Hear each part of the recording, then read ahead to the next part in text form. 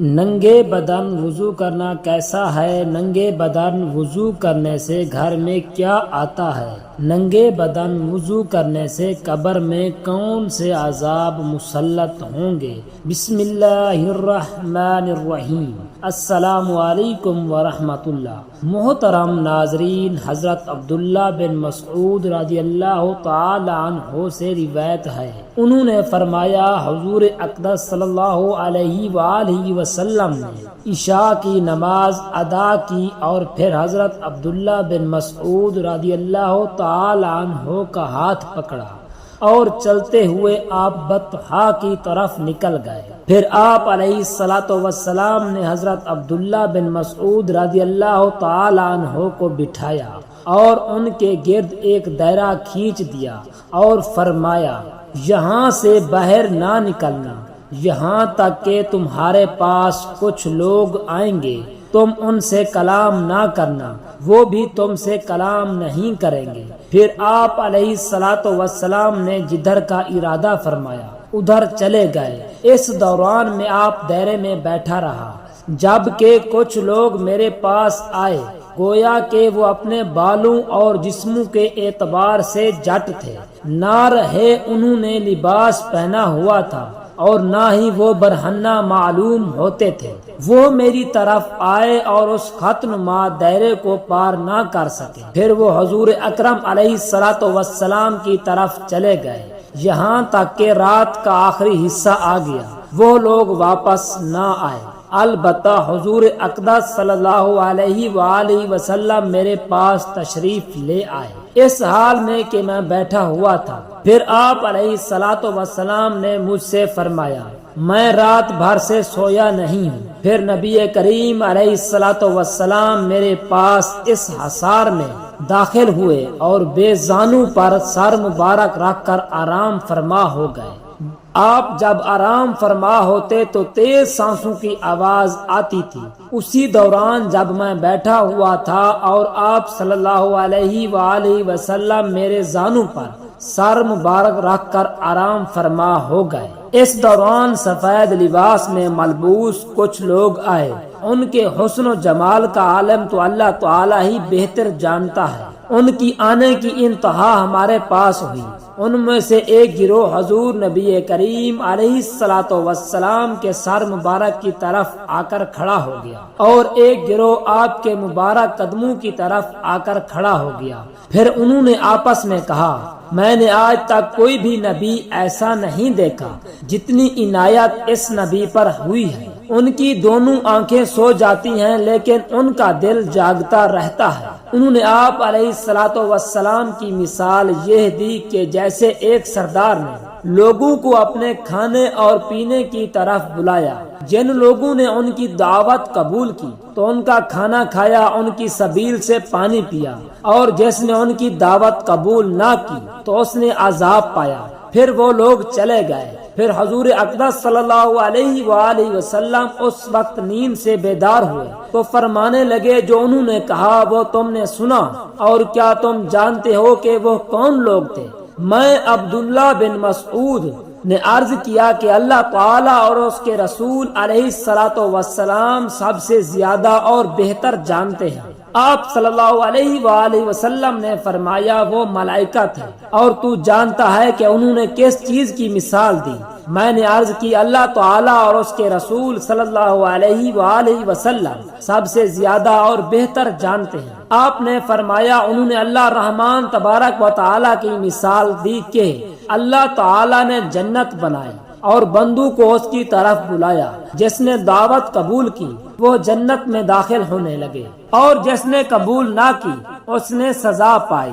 اسلام میں برہنہ جسم کے ساتھ وضو کرنا جائز نہیں ہے، کیونکہ یہ بے حیائی اور دین کی تعلیمات کے خلاف ہے۔ مسلمانوں سے توقع کی جاتی ہے کہ وہ شائستگی کو برقرار رکھے اور اپنے جسم کو مناسب طریقے سے ڈھانپے، یہاں تک کہ وضو اور نماز جیسی عبادتوں کے دوران بھی نبی اکرم صلی اللہ علیہ وآلہ وسلم نے وضو کے دوران جسم کو ڈھانپنے کی اہمیت پر زور دیتے ہوئے فرمایا، اللہ تعالیٰ اس شخص کی نماز قبول نہیں کرتا جو اپنی شرمگاہ کو نہیں ڈھانپتا وضو کرتے وقت مسلمانوں سے توقع کی جاتی ہے کہ وہ اپنے جسم کو کم سے کم لباس سے ڈھانپے، جیسے لنگوٹی یا لمبی قمیض شائستگی کو برقرار رکھنے کے لیے وضو کے دوران جسم کو بے نقاب کرنا اس اصول کی خلاف ورزی سمجھا جاتا ہے اور اس سے وضو اور اس کے بعد کی نماز باطل ہو سکتی ہے۔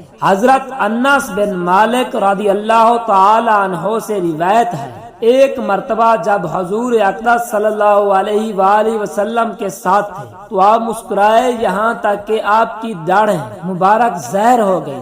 آپ صلی اللہ علیہ وآلہ وسلم نے فرمایا، کیا تم جانتے ہو کہ میں کیوں مسکرایا؟ صحابہ کرام رضوان اللہ تعالی علیہم اجمعین نے عرض کیا، اللہ تعالی اور اس کے رسول صلی اللہ علیہ وآلہ وسلم سب سے بہتر جانتے ہیں۔ آپ نے فرمایا، جب بندہ قیامت کے دن کو اپنے رب سے حجت بازی کرے گا تو اس وقت اللہ تعالیٰ سے کہے گا کہ آپ نے مجھے ظلم سے نجات نہیں دی۔ اللہ تعالیٰ فرمائے گا کیوں نہیں؟ تو بندہ کہے گا صرف میرے جسم سے ہی گواہی لی جائے۔ تو اسے کہا جائے گا ٹھیک ہے، آج کے دن تیرے لیے تیرا نفس ہی کافی ہے اور تجھ پر تیرا نفس ہی معتبر ہے۔ چنانچہ اس کے منہ پر مہر لگا دی جائے گی اور اس کے اعضاء سے کہا جائے گا کلام کرو، تو وہ اس کے اعمال کے بارے میں سب کچھ بتائیں گے۔ پھر اس کے درمیان اور اس کے کلام کے درمیان سے رکاوٹ ہوگی، جو منہ سے مہر ہٹا دی جائے گی تو وہ اپنے اعضاء سے کہے گا تم غارت ہو، تمہیں ہی تو بچانے کے لیے میں جھگڑا رہا۔ حضرت انس رضی اللہ تعالی عنہ سے مرفوعاً روایت کرتے ہوئے کہ جس نے یکم رجب کو مغرب کی نماز کے بعد 20 رکعت نماز پڑھی، دو دو کر کے، ہر رکعت میں سورت فاتحہ کے بعد ایک مرتبہ سورت اخلاص پڑھے اور سلام پھیر دے، آپ صلی اللہ علیہ وآلہ وسلم نے فرمایا، کیا تم جانتے ہو کہ اس کا کیا اجر ہے؟ جو مجھے حضرت جبرائیل امین علیہ السلام نے آ کر بتایا۔ ہم نے عرض کی، اللہ تعالیٰ اور اس کے رسول صلی اللہ علیہ وآلہ وسلم سب سے زیادہ بہتر جانتے ہیں۔ آپ صلی اللہ علیہ وآلہ وسلم نے فرمایا، اللہ تعالیٰ اس کی جان کی، اس کے گھر والوں کی اور اس کے بچوں کی حفاظت فرمائے گا اور اسے قبر کے عذاب سے محفوظ رکھے گا اور اسے بغیر کسی حساب کے بجلی کی سی تیزی کے ساتھ پل صراط سے گزار دے گا۔ حضرت انس بن مالک رضی اللہ تعالی عنہ سے روایت ہے، انہوں نے فرمایا کہ میں نے حضور اکرم صلی اللہ علیہ وآلہ وسلم کی خدمت میں ایک حلقہ میں بیٹھا ہوا تھا، ایک آدمی کھڑا ہو کر نماز ادا کر رہا تھا، چنانچہ جب اس نے رکوع اور سجدہ ادا کیا اور تشہد مکمل کر لیا تو اس نے اپنی دعا میں یہ کلمات ادا کیے، یا حی یا قیوم۔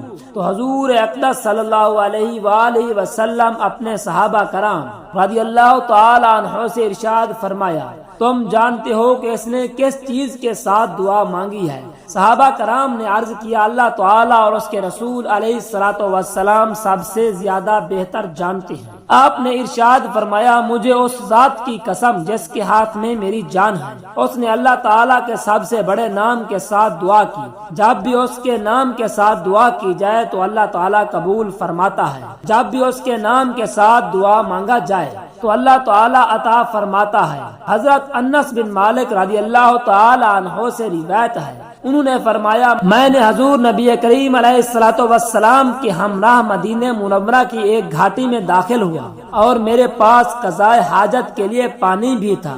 آپ وادی میں داخل ہوئے، پھر آپ نے اپنا سر اٹھایا اور اپنے ہاتھ کے ساتھ اشارے میں مجھے قریب بلایا اور فرمایا، پانی رکھو اور وادی میں داخل ہو جاؤ۔